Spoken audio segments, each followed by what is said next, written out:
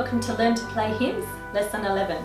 Now for my class at church, we've been doing this course in person after a Sunday service. Because of our coronavirus restrictions that we're committed to at the moment, we'll just move this course online. So if you can still keep up with the course, do your homework and then pass it through to me or email it to me so I can mark it and send back to you so that we can continue progressing while all these other things are going on around us. In our lesson today, we're going to give some thought to how we can improvise. So we're going to go and look at one of the hymns that we've already learnt. Hopefully you're still practicing at Calvary, which is number 155 in your Living Hymns hymn book. Otherwise the link to the music is below. This is one of our hymns that is in C major. In today's lesson, we're going to look at two simple techniques that we can use in improvising. The first is a melodic line technique, and I'll take you through this on the piano because that'll be a bit easier. The second one is a chord improvisation technique. Obviously we've done a lot of work around recognizing our C major chord, our F major chord and our G major chord, and the reason I'm doing that is so that each of you build an understanding of how a hymn is constructed and how music is constructed.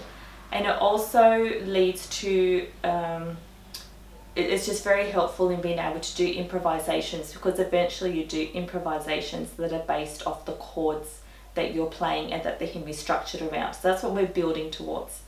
We're just going to do something fairly simple, but it does involve learning a new chord. So you already know your C major chord, which is comprised of C, E and G, and you're good with that. Now we could keep building the chord upwards. So to C, E and G we could add a B, we could then add a D, we could add an F, then an A, and then I can't remember what would be next, C. Building huge chords like that, that's not really our purpose. But if we just add that extra note, so we have C, E, G and we add a B. I'll just play that for you on the piano now so you can hear it. Doesn't sound that great. That's called a C major 7. And it's not a hugely useful chord, but we can take that B and lower it by a semitone. So we change the B natural to a B flat. So now we have C, E, G, B flat. I'll play that for you on the piano so you can hear that. And you can hear that's much more pleasing to the ear. And this is a really useful transition chord that you can use easily in your piano playing. So if you think about key signatures, obviously we know that C major does not have any sharps or flats. But we know that F major, its key signature, has one flat, and that's a B flat. So if we play a C7 chord, which is a C major chord with a B flat added, it kind of points your ear towards F major. So it's a way for you to get from C major to F major. You kind of can lead people, you can lead the congregation to step from C major to F major by adding that B flat chord in the C major chord. So if we have a look at the song At Calvary, your homework for this week will be to identify your C major chords, your F major chords, your G major chords, and whether they're in root position, first inversion or second inversion, which you all should be really comfortable with. Now as you write above each chord what it is, C, F or G, underneath I want you to put whether it's a 1 chord, a 4 chord or a 5 chord. So let's do a super quick review of what we learnt last week. So in the key of C major, our 1 chord is going to be C, E and G. Our 4 chord is going to be F with A and C, and our 5 chord is going to be G with B and D. So I've just put up the first line of the hymn of At Calvary, and you can see above the chords I've written the name, so C, F, G. Also if there's an inversion, if it's a first inversion, just put a number 1 next to the chord name, and if it's a second inversion, put a number 2 next to the chord name. And underneath we want to identify whether it's a 1, a 4 or a 5. Now once you've done your chord analysis, let's see if we can put a C7 chord into the hymn as we're playing it. So we're looking for a C chord followed by an F chord. So if you have a look through your music, you can see that the verse of At Calvary, it ends on a C chord, and then the chorus starts on an F chord. So we have a C followed by an F. So this is the perfect time to insert a C7 chord into an F, and I'll show you this on the piano as well. So we're looking at the hymn at Calvary, and we're going to consider doing some melodic improvisations. Now the best way to start is probably to look for a note that's held for a long amount of time and then see what we can do around it. So it starts off, the tempo is fairly fast. And then there on the word pride, we're sitting on that for 2 counts before we go on to the next one. Now the word pride, the melody note is G. And then when we go into caring not, that's a B. So it's just 2 notes above the G. So really simple melodic improvisation is to simply step up and lead the congregation and lead the melody up to its next note. So we would sing years.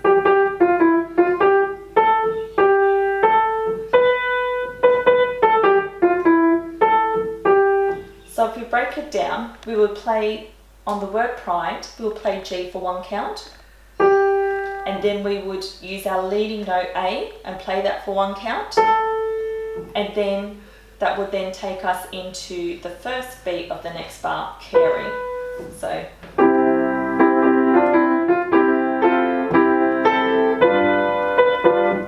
that's how that works. Now, then we follow caring not my Lord was crucified, ends on a G. And then we keep going on to knowing not, and that's still a G. So it's a little bit harder for us to do a leading note into that. But that doesn't mean we can't do anything. So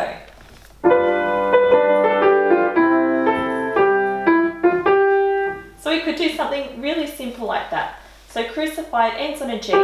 We know our next note is a G. So what we can do is after crucified, just drop down a couple of notes to the E. And then just do a little skip up. So we just played E, F, knowing.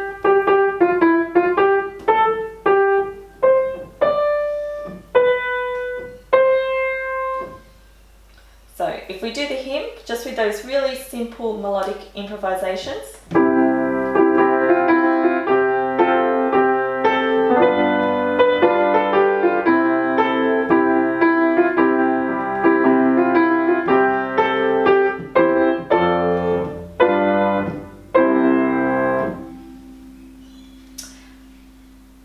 And now we get to our Calvary, the end of the verse leading into the beginning of the chorus. So this is where we have a C chord followed by an F chord. So this is where we're going to insert our C7 chord that we've been talking about. So what we'll do is at Calvary, we've got 4 beats before the chorus. So we'll play a C chord to end the verse on Calvary. We'll play that for 2 counts, and then on the second 2 counts, simply play the C chord, but add the B flat to that C chord. So we play C, 1, 2, C7, 3, 4, mercy. So I'll play that for you again.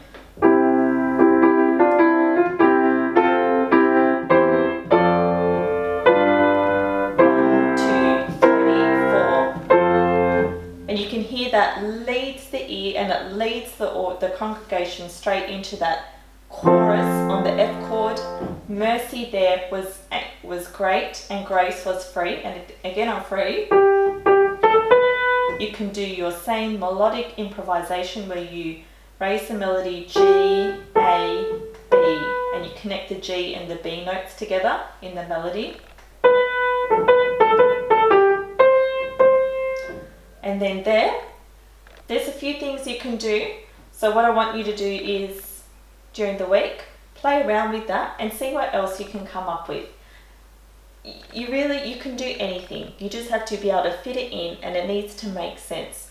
So as much as possible, if you do a melodic improvisation, make sure that it leads in very naturally to the next melody note that you have, because you don't want to confuse the congregation and make them sing random wrong notes. You want to help them along. So just consider that in your improvisations. Use the melody to lead them in to the next note that they'll be singing, and it's probably going to be a pretty good improvisation. So have a play around with that song this week. Good luck, and hopefully I'll hear some of your improvisation as well. I would really love to hear that. So just to recap, your homework for this week is to keep practicing all your hymns, but really focus on At Calvary. And I want you to do some improvisation. So see if you can add some melodic improvisation, and also see if you can insert that C7 chord into the hymn.